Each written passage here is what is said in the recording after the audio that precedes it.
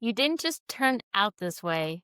You were shaped by love, by loss, by what you were taught to believe, by what you were taught to believe about yourself. Today, we're breaking down the 5 most common childhood experiences that continue to drive adult behavior, often without us even knowing it. Welcome to the Fierce Heart podcast, where I explore the transformative power of healing and finding creativity so you can step into your unknown journey. Lindsay here, and this month's theme is healing at any age. I've been interested in healing since childhood, but I didn't understand why it was important in order to create the life I wanted until a few years ago. Here are 5 of the most common and impactful childhood experiences that often shape our adult behavior, beliefs, and emotional patterns. Number 1, emotional neglect when love felt quiet. Even when physical needs are met, emotional neglect, not being comforted, validated, or truly seen, teaches a child to suppress feelings and needs. An adult pattern of this looks like you have difficulty expressing emotions, you have fear of being vulnerable, people pleasing, or emotional disconnect, which looks like I don't want to need anyone. So a core message can be you can't heal what you don't feel. Emotional neglect teaches us to disconnect from our inner world. This one is something that I struggle with. And this episode definitely hit me in a certain way because I was surprised at how many of these different things I had. I guess because I wasn't necessarily expecting it. For example, for emotional neglect, I've always dealt with difficulty expressing emotions, fear of vulnerability, people pleasing, fear of being seen, emotional disconnect, going from wanting but then shouldn't depend on that person because they're probably gonna not be trustworthy. And I was like, wow, I really feel like I have all of those. How did I get like that? And I could see how different behaviors from both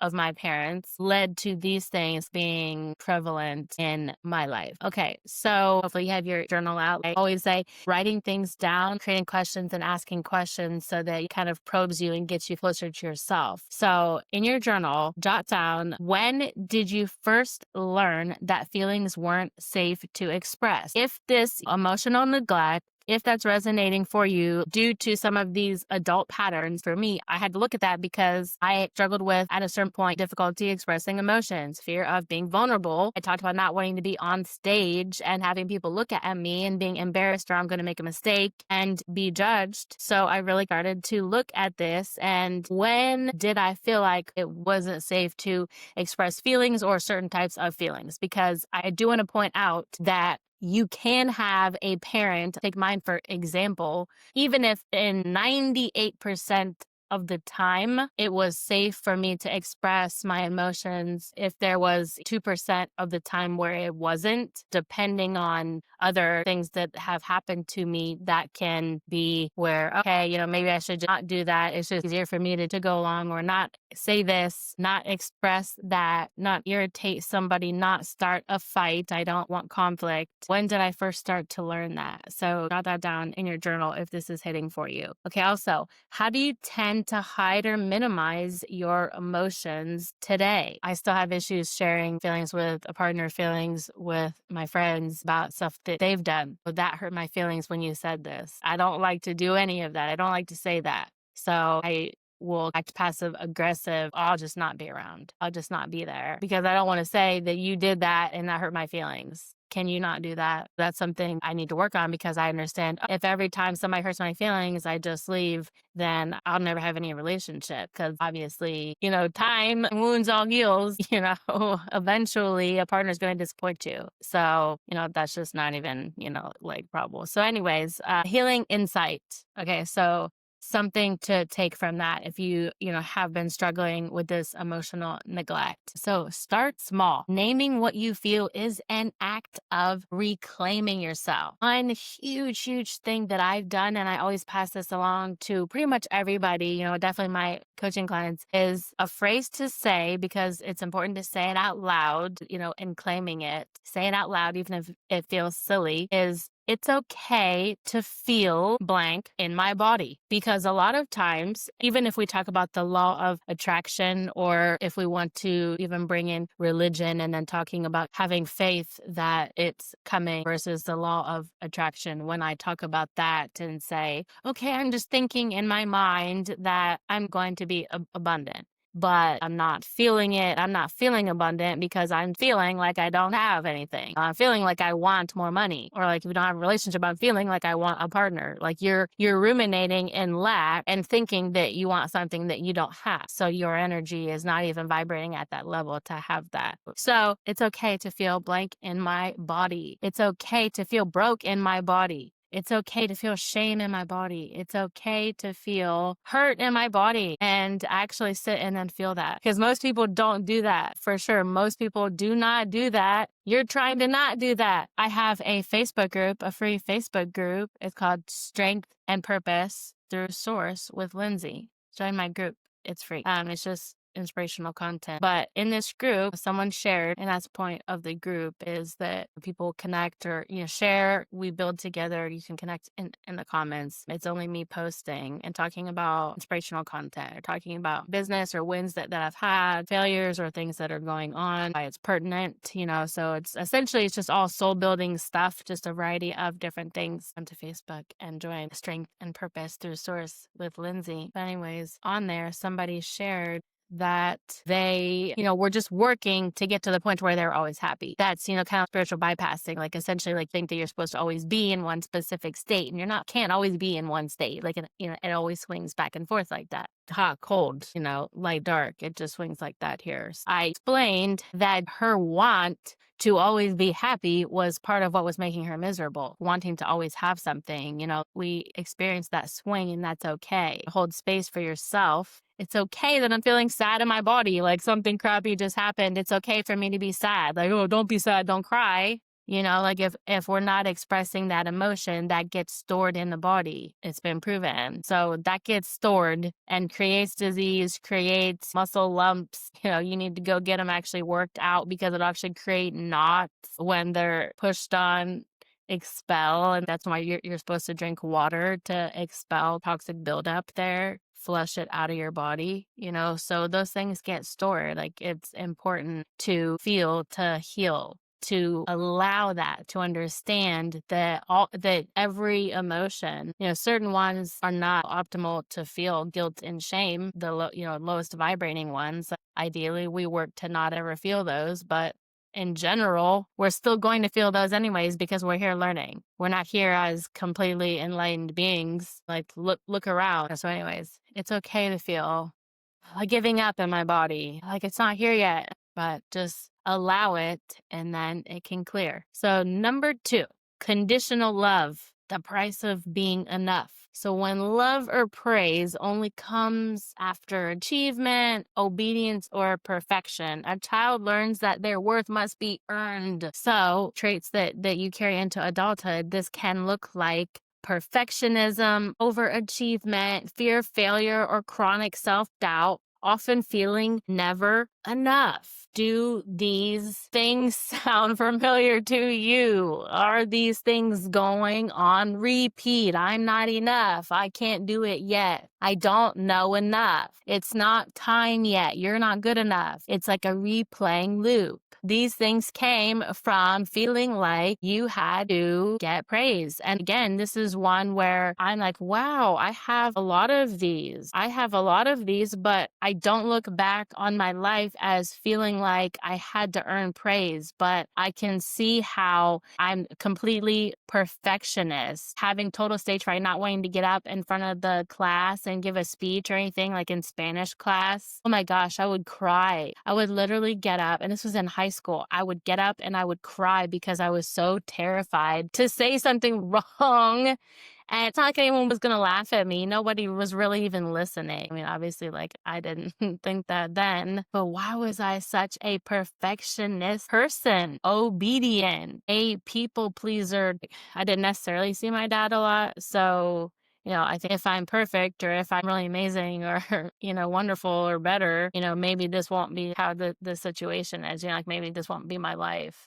So I can see how that would be kind of like conditional love. Saw something recently talking about growing up just a single mom and how sometimes like your emotional needs are not met essentially because she has to step into the role of being the dad. So sometimes she doesn't have time in a way that a mom that has a man there, that definitely hits. And that was something that I noticed just due to the relationship with my daughter that I didn't necessarily like. And couldn't blame her. She was young. If this isn't how I want, then 100%, I'm not doing something right. I take full responsibility as a parent if I don't like how she's acting towards me or responding, because I do feel I can have good relationship with our kids even as teens, because she's a teen now and we have a really good relationship. I wasn't always like that. It was from me doing an audit, on how she showed up to me. And if I didn't like that, then it was like, okay, well, how am I showing up to her?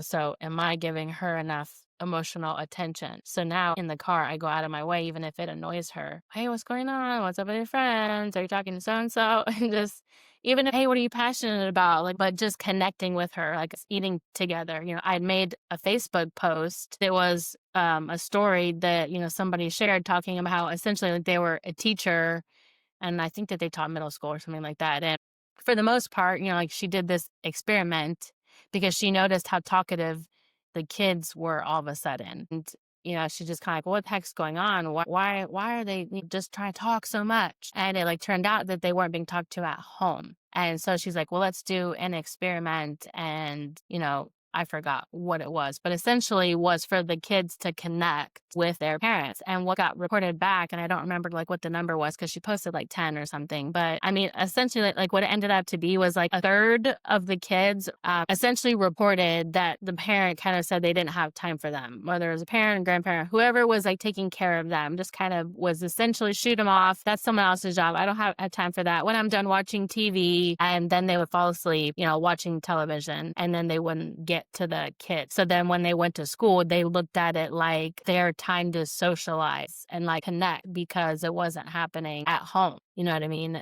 Connect with your child. It means more than 100%. So fear of failure, chronic self-doubt, never feeling enough. The core message here is when love had conditions, you learned to earn it instead of receiving it. Okay. So you felt like you had to do things, like take, for example, I thought like my talents, like I would kind of use those to attract guys. Like, hey, I'm good at a lot of things. And if they didn't care, then I just was almost felt like totally rejected. But that was because I had, placed myself in like what my accomplishments were. I am my accomplishments. So if I'm creating this and showing you and you're not connecting with it, then you're not connecting with me. So that was something that I had to learn to, heal, is that you don't need to earn love. It's just your presence. Essentially, like that's what we're saying, like vibe. Let's do a vibe check. How do you vibe around someone, your person?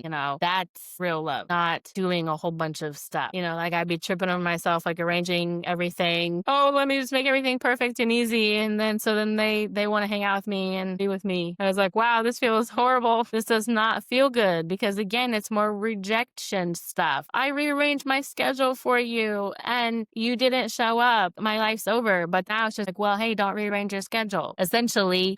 So grab your journal. So some reflection prompts. If this is feeling like you, if you're kind of feeling like, you kind of grew up in that conditional love type of environment, a prompt for you is, what did you have to do to feel love as a child? What did you have to do? Did you have to get good grades? Did you have to, allow your sibling to go first or to always take your toys? Do you still chase validation instead of connection? So like I gave my example of feeling like I had to like earn love, like chasing validation, like tell me that I'm enough. I have all these talents. Like, am I a good person? Like, am I worthy to be in a relationship with? Or is it about the vibe, your connection, as it should be? All right. So healing insight for number 2, conditional love. You don't have to perform for worthiness. It's innate, and remembering that truth is the real work. Like I said, remembering I just have to be here and be awesome, not playing any games, just be me and be authentic and show up. That's enough. And if it's not enough, then move on. It either is or it's not. All right. So number 3, unstable environments, living on alert. So growing up in chaos, whether through conflict, addiction, financial instability, or unpredictable caregivers. This wires the nervous system for survival. Easy example is not having enough money with the kids growing up in that. I've experienced it. My kids, with not having enough money and seeing how that affects kids leads to feeling that there's unpredictability in life in general. And then, you're just kind of connected to the chaos because you grew up in the chaos. The system is kind of wired for chaos. I did research when my daughter was young, kind of just about how essentially like when the babies are in utero, if there's conflict going on, like that's why they say, like to create a beautiful, serene environment for the mother, because essentially if she's, being pumped with all this, toxic chemicals from being upset, crying, like being emotional due to, like an unstable environment that's, constantly flowing in her body when the baby is developing. And when they're born, their kind of nervous system is just kind of like functions differently, rather than like being here, it might be kind of like this, like again, cause and effect. So how this shows up in adulthood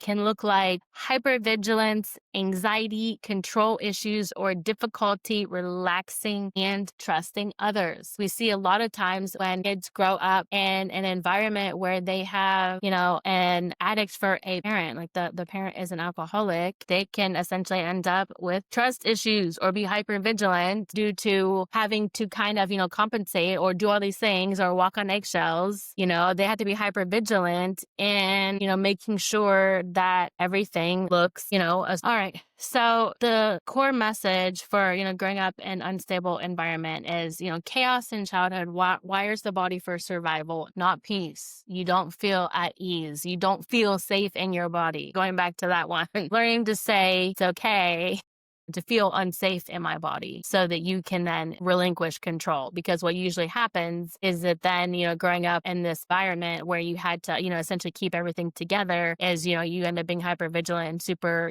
controlling, micromanaging everything in everyone else's area just so that, your box looks like how you need your box to look like. So get out your journal if this is resonating with you. If an unstable environment, living on alert, growing up in chaos resonates with you, get out your journal. And here is your reflection prompt. Do you feel most comfortable when you're on guard? Also, what does safety feel like in your body? And can you recognize it? That's the question. Do you recognize what it feels like to be safe? For me, how this, and I guess I want to say that I had some later on relationship issues that kind of made this really pop off for me. And it caused me to realize that, I didn't feel safe around men. And I got to that point and I was like, wow, I don't feel safe. I feel like pray or no. Even like as I'm like talking about it, I feel, I guess I would say scratchy, like inside, if that makes sense. Like toxic, I guess I'd say, like something that doesn't feel good is like running through my blood, just like thinking about it.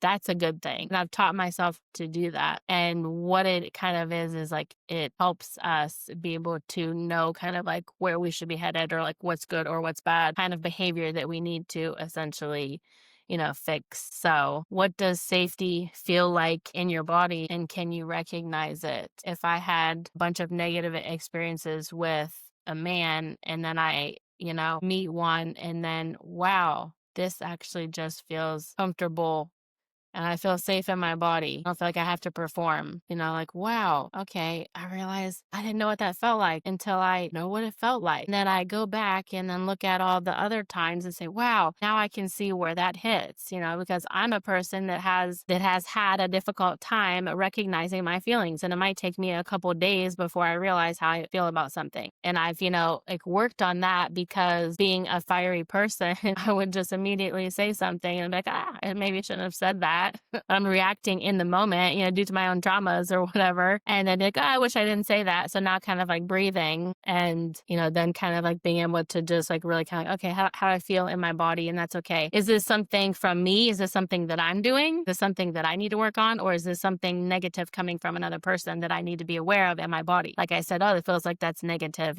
going through, like if I'm kind of like trying to connect and I ask a question in like meditation and then like I have like, and my heart is like thumping, like, wow, that's a yes. I'm excited. I'm like feeling passionate about that. That feels great in my body. I'm excited. Let's go. Or if I ask the question and I don't feel anything, I feel a void, like nothing's happening in my body, then that's usually a no. If I feel butterflies in my stomach, that's also a yes. I don't usually get a negative stomach feeling. I mean, I can get, an anxiety stomach, but in general, the stomach thing is like more of a butterflies thing or an anxiety nervous thing, which I also contribute to being positive, anxiety and like being nervous, like me being like totally scared, like I'm really scared and nervous to make these, but I'm making them because I'm also super excited about it. So, it just kind of depends. But in general, I try to look at, nervous energy as being excited so I can make it easier for me to do because I know I have to do it. I'm not going to allow the anxiety to paralyze me. I'm going to say, no, I'm not anxious. I'm actually excited. And then I'm like going to do it. So, kind of just like learning how to recognize that.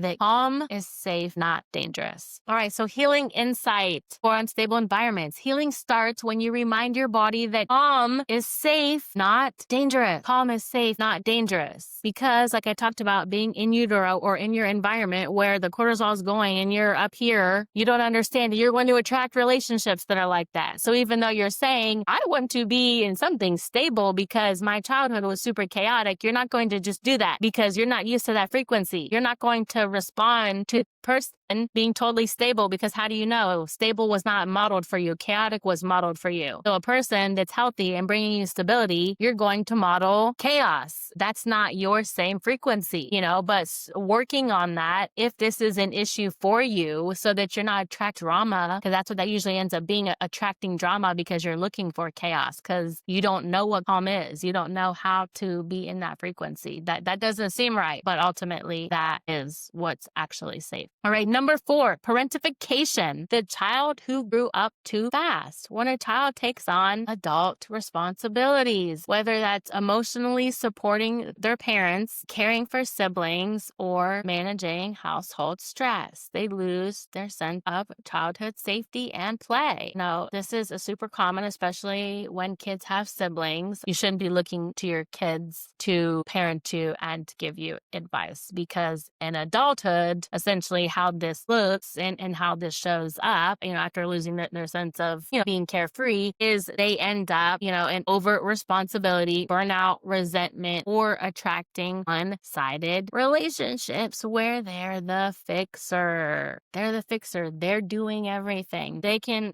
take care of it, because they had to parentify. This can also show up when you have a parent that has a hard time with money or, addiction. So the core message here for this one is when you had to become the adult too soon, you lost your right to play and be carefree and be soft, just being as you are and finding yourself because you're entwined with adult drama. So if this is resonating for you, I want you to get out your journal and reflect on where in life do you feel responsible for everyone else's emotions? What would it look like to let someone care for you? What would that look like if actually I'm taken care of for once? If I don't have to do everything, if I don't have to make sure everything gets done, my job and everyone else's job, like what would that look like? Wow. And a healing insight for parentification is allowing support isn't a weakness. It's restoration. It's restoration. You have to recoup, like just the really common saying, you have to have your cup filled to be able to pour into someone else's cup. You have to ask for help at a certain point. All of us realize that, especially people in my position. And I had to realize that is, when I was having financial difficulties, like I had to ask for help. I'm a single parent. I'm doing the work of 2 people. I'm an entrepreneur, like I'm taking care of 2 kids. I got to take care of a house, like condo. I got to take care of my place. I have to keep it clean. I have to do laundry. I have to cook. What does all this look like? So at some point, yes, I have to ask for help, allowing support isn't weakness, it's restoration. All right. So number 5, the last one, abandonment and rejection, the ache of not being chosen, left out, dismissed, or abandoned, whether physically or emotionally, creates deep fear around connection and love. And oh my gosh, this one hits the hardest for me personally. And I shared previously that I am adopted. I was adopted very soon after I was born. And I'll tell you what, this fear of abandonment, rejection, and just not being chosen by my family has been with me forever. Like always, always, always, always, since I can remember. And this as adult patterns, which again, I've experienced and, point back to that and hold space for myself and understand that I'm like that because these patterns look like clinginess, fear of abandonment, or avoidance of intimacy is the swinging between craving closeness and pushing it away. Being able to identify this, like if you're clingy, if you're an anxious attachment, obviously to notice that because you can't logically expect somebody to heal your wounded attachment. Like you don't show up in a relationship healthily if you're being clingy, if you can't give a person space. And this is coming from, I was the worst at this and took decades to actually kind of heal this because, like I said, being adopted, like when I was 3 weeks old, I from the start had that was kind of stamped, like my soul said, I'm here to learn that I need validation from myself. I'm just here to be the best that I can be, and I don't need a parent, a spouse, a child to approve of me. I'm not going to be rejected if I don't reject myself. Like that's really the only way to be rejected because someone can reject you. And if you love yourself, then it's like, oh, it wasn't a match. Oh, whatever. It didn't hit. Like, wasn't okay. Moving on. And it's not a big deal. If you spiral because somebody doesn't choose you, then it's just because you haven't chosen yourself. You already didn't choose yourself. Or else, again, you wouldn't care if the person doesn't choose you. But when you choose yourself, you're always chosen. The Most High Creator chooses you and you choose you, then you're good to go. And when you can be in that like clingy, I want, I don't have it. I have to go after it. I have to do all this stuff. I have to be in my masculine, especially if you're a female. And I've struggled with this chasing after men. Oh, I have to go get them. Oh, I have to do all this stuff. If I'm interested, then I need to do a lot of things. I need to do. I can't just, sit back and be here and be calm and collected. So interesting to kind of feel what both of those things feel like. The chasing energy versus the being stable in myself and what that feels like, what that looks like. All right, so the core message for abandonment and rejection is the fear of being left creates cycles of attachment and avoidance. I'll say that again. The fear of being left creates cycles of attachment and avoidance. All right, so grab your journals if this is hitting, and your reflection prompts are: what triggers your fear of being left, ignored, or replaced? What triggers that? What does somebody do? Use myself as an example because I've definitely been the anxious attachment and I've swung from being the anxious avoidant. So going from being super anxious to then if anything, any little thing popped off, I'm like, oh, okay, bye. It's not working. You don't like me. Let me just leave. Or I would just act crazy because I knew that they'd be like, I don't want to deal with you. And it's so funny to think about. It's hysterical to look back at now. Like, wow, why did I do that? I was essentially pushing them away, going nuclear essentially so that they didn't want to be around me. And I didn't do this for everyone, only if they did specific things. That's what, the point of this reflection prompt is that you're trying to figure out how and why and all the ins and outs of it. Because although, you might have a trigger, where is it? Because mine would directly be if somebody would change anything about how they were acting. So if, for example, a guy would text me every morning when he woke up, hey, good morning, how are you? If one day would go and they didn't, he didn't do it, I would say, oh my gosh, he's getting ready to not talk to me anymore. And I even still struggle with this. And this could even be with friends or whatever, you know what I mean? Oh, they're taking a long time. Oh, they didn't respond to me. I put a bid out. I asked somebody to hang out and, they either said no or like didn't get back to me. So I'm feeling rejected. Now, just definitely relationship wise, not work wise. I could be rejected 10 million and one ways when it comes to work and that sort of thing. Even if I spend a lot of time doing something, like I just recently applied for an artist grant, and I just found out, I think like yesterday, like a couple of days ago, that I didn't get it. I'm like, oh, okay, whatever, like move on. I don't care. But I'm telling you, do one little thing different. And I've even had guys point this out and they have been super pissed. I knew you were going to say something. I'm like, oh, you did something different. Stop noticing my behaviors. But because I would just essentially be hyper vigilant because I was scared to be left. I want to know, are you leaving? I want to know. I don't want to be blindsided. Like I don't want any sort of surprise. I can't handle surprises. So I need to know if you're doing anything different, tell me. That's why they call it the anxious attachment. You're like, the Tasmanian devil. Like, I don't know why I did that. You're like the Tasmanian devil spinning out. Something different happens because you're like, I need to control everything. I can have my hands everywhere. So what triggers your fear of being left, ignored, or replaced is your prompt for this. How do you protect yourself from connection? Because like I said, like, oh, I'm fearing that you're going to leave, so I will just leave. I will separate from you first. So that is how you protect yourself from connection, because you have the ability, you have the opportunity. Maybe something amazing is here, but because the person is having a bad day or something comes up and they cannot show up for you, are you going to spiral? So then therefore you say, okay, I just can't, I can't have my feelings on you because I just have to protect myself. So healing insight, if this is you, if you're resonating with the abandonment and rejection, a healing insight for you. Healing happens when you choose yourself consistently, gently, and without condition. Not, okay, I'll accept myself if I do this. If I win this, if I win this grant, then I'll accept myself. No, I accept myself no matter what. Even if I don't win, I'm going to apply another time, but I have to choose myself. I have to be gentle. I thought I was going to, record a million podcasts today, but I'm just feeling super lackluster about it. And I'm actually more into researching. Okay, I'm going to be gentle about that and I'm going to reschedule. Each of these patterns began as protection. They're not who you are.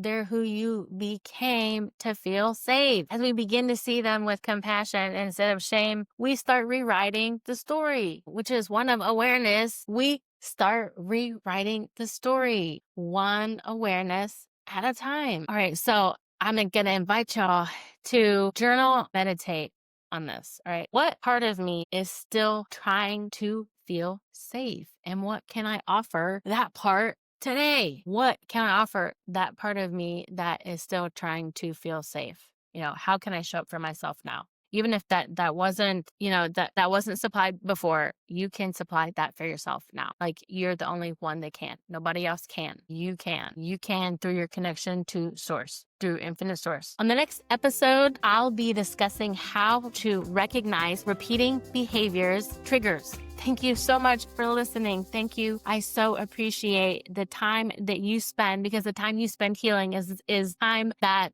our kids can have better life. The world can be better. We can live in harmony when we take time for ourselves and put ourselves first, and not in a selfish way, but I'm going to heal myself so I don't pass on trauma to other people.